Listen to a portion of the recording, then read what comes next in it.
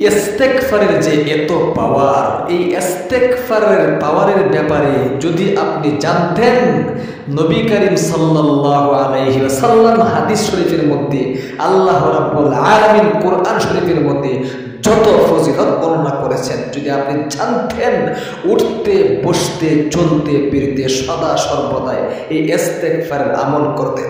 আপনি কি জানেন এই ইস্তেগফারের মাধ্যমে ভাগ্য পরিবর্তন হয়? আপনার কপাল খুলে যাবে, ভাগ্য পরিবর্তন হয়ে যাবে এই ইস্তেগফারের মাধ্যমে। আল্লাহ তাআলা আপনার মোড় ঘুরিয়ে দিবে এই ইস্তেগফারের মাধ্যমে। অনেকেই কিন্তু পরিবার সংসারে অনেক অশান্তিতে আছেন, দুঃখ কষ্ট পেরেশানি হতাশা ঋণগ্রস্ততা যত ধরনের মুসিবত রয়েছে, সমস্ত মুসিবত আপনার পিছু চাচ্ছে না। আপনি অনেক দুশ্চিন্তার মধ্যে আছেন, অনেক হয়রানিতে আছেন, অনেক চিন্তিত অবস্থায় আছেন, অনেক দিন ধরে পরিবার সংসার নিয়ে আপনি অশান্তি ভোগ করছেন। আজকে নবী করিম সাল্লাল্লাহু আলাইহি ওয়াসাল্লামের শেখানো ছোট্ট একটি ইস্তেগফার কিভাবে আমলটা করবেন শিখে যান ইনশাআল্লাহ। যদি ইখলাসের সাথে খুলুসিয়াতের সাথে আমলটা করতে পারেন, আল্লাহ তাআলার প্রেম ভালোবাসা, নবীজির প্রেম ভালোবাসা অন্তরে জাগিয়ে কপাল খুলে যাবে। আল্লাহ তাআলা আপনার সংসারে শান্তি দান করবেন এবং কামাই রোজগারে বরকত দান করবেন। আল্লাহু আকবার। নবী করিম সাল্লাল্লাহু আলাইহি ওয়াসাল্লামের শেখানো আমল ছাড়া কোনো অবস্থাতেই পরিবার সংসারে কিন্তু শান্তি আসবে না। যদি আপনি মনে করেন হুজুর এই কথা ভুল, আমরা কামাই রোজগার করলেই তো টাকা পয়সা হবে, না না না, কখনো নয়। একদিক দিয়ে ইনকাম করবেন, অন্য দিক দিয়ে আল্লাহ তাআলা অসুখ বিসুখ দিয়া আপনার টাকা পয়সা শেষ করে দিবে। দেখবেন আপনি ইনকাম করছেন, আপনার টাকা পয়সা থাকছে না। একদিক দিয়ে ইনকাম করছেন, অন্য দিক দিয়ে শেষ হয়ে যাচ্ছে। এই জন্য আসল অনুরোধ করে বলবো, জীবনে অনেক সময় কিন্তু নষ্ট করে থাকেন গান বাদ্য টিভি সিনেমা টিকটক ইত্যাদি থেকে। সামান্য সময় নিয়ে পারবেন না পরিবার সংসারে শান্তি আনার? কি আপনার প্রয়োজন নেই? অবশ্যই আছে ভাই। এই জন্যে প্রিয় দিনী মহিলা মা ও বোনেরা ভাই বেরাদাররা খুব মনোযোগ দিয়া আমলটা শিখুন। ইস্তেগফারের ব্যাপারে আল্লাহ তাআলা কোরআনুল কারীমে অগণিত আয়াতও কিন্তু নাজিল করেছেন। একটা আয়াত শোনায় তারপরে আমি আমলটা কিন্তু বলে দিচ্ছি। প্রিয় দিদি ভাই বোন, আল্লাহ রাব্বুল আলামিন সূরা নূরের আয়াতে বলেছেন, ওয়াতুবু ইলাল্লাহি জামিআন আইয়ুহাল মুমিনুনা লাআল্লাকুম তুফলিহুন।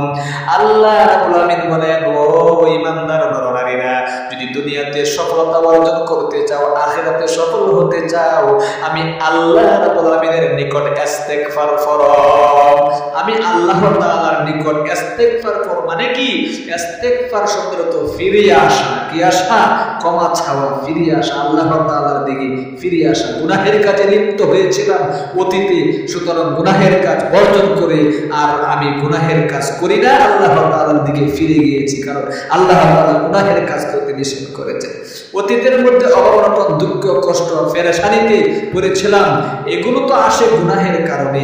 সুতরাং এখন আস্তে আস্তে চতুর্দিক থেকে আমি গুনাহ বর্জন করার কারণে আমার পরিবার সংসারে শান্তি আসার ব্যবস্থা হচ্ছে।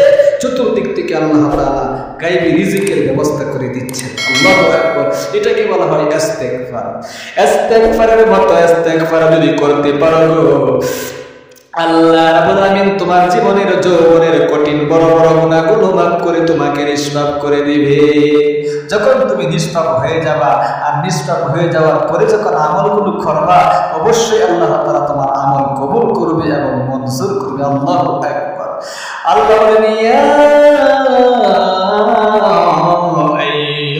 আইয়ুহাল্লাযীনা আমানু তুবু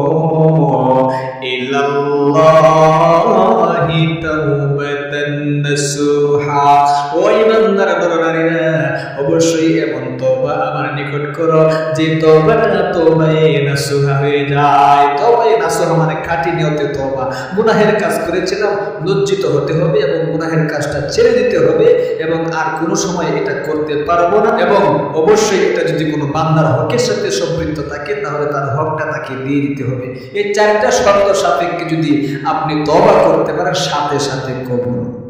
প্রিয় দিদি ভাই এবং বোন, এই জন্য আসল নবী করিম সাল্লাল্লাহু আলাইহি ওয়াসাল্লামের শেখানো আমলটা কিভাবে করবেন? সর্বপ্রথম নবীজির শেখানো ছোট্ট একটি দরুদ শরীফ একবার পাঠ করবেন খুব মনোযোগ দিয়া। আমলটা আমি করায় দিচ্ছি, আপনারা অবশ্যই আমলটা খুব মনোযোগ দিয়া করতে হবে। দুরূদ শরীফটা আমার সাথে সাথে স্ক্রিনের মধ্যে দেখে দেখে সহিহ শুদ্ধ উচ্চারণটা শিখে রাখুন। আল্লাহুম্মা সাল্লি আলা মুহাম্মাদিন আবদিকা ওয়া রাসূলিকা ওয়া সাল্লি আলাল মুমিনিনা ওয়াল মুমিনাতি ওয়াল মুসলিমিনা ওয়াল মুসলিমাত। এই দুরূদ শরীফটা একবার পাঠ করবেন। এরপরে নবী করিম সাল্লাল্লাহু আলাইহি ওয়াসাল্লামের শেখানো হযরত মুসা আলাইহিস সালাতু ওয়াসসালামের ছোট্ট একটি দোয়া এক কিপ্তিকে তাপ্পর মেরে ফেলেছিলেন। এরপরে এই দোয়াটা পাঠ করার বিনিময়ে আল্লাহ রাব্বুল আলামিন মুসা আলাইহিস সালাতু ওয়াসসালামকে ক্ষমা করে দিয়েছিলেন। এই দোয়াটা 3 বার পাঠ করবেন ইনশাআল্লাহ খুব মনোযোগ দিয়ে। রব্বি ইন্নী যালামতু নাফসি ফাগফিরলি রব্বি ইন্নী যালামতু নাফসি ফাগফিরলি রব্বি ইন্নী যালামতু নাফসি ফাগফিরলি। অবশ্যই আমি কিন্তু আপনাদেরকে নিয়ে মুনাজাত করব, আগে দোয়াগুলো পাঠ করুন। এরপরে তওবা নাসুহার যে ইস্তিগফারটা সেটা পাঠ করায় দিচ্ছি। নবী করিম সাল্লাল্লাহু আলাইহি ওয়াসাল্লাম বলেছেন, এই ইস্তিগফারটা যদি কোনো আল্লাহর বান্দা বান্দি পাঠ করতে পারে, পাঠ করতে দেরি হবে, তার জীবনের যৌবনের সমস্ত গুনাহগুলো আল্লাহ রাব্বুল আলামিন ধুয়ে মুছে সাফ করতে কিন্তু দেরি করবেন না। আল্লাহ তাআলা জীবনের যৌবনের কঠিন বড় বড় গুনাহগুলো মাফ করে দিবেন এবং পরিবার সংসারে শান্তি দান করবেন। ইস্তিগফারের মাধ্যমে গায়বী ধন সম্পদ অর্জন করা যায়।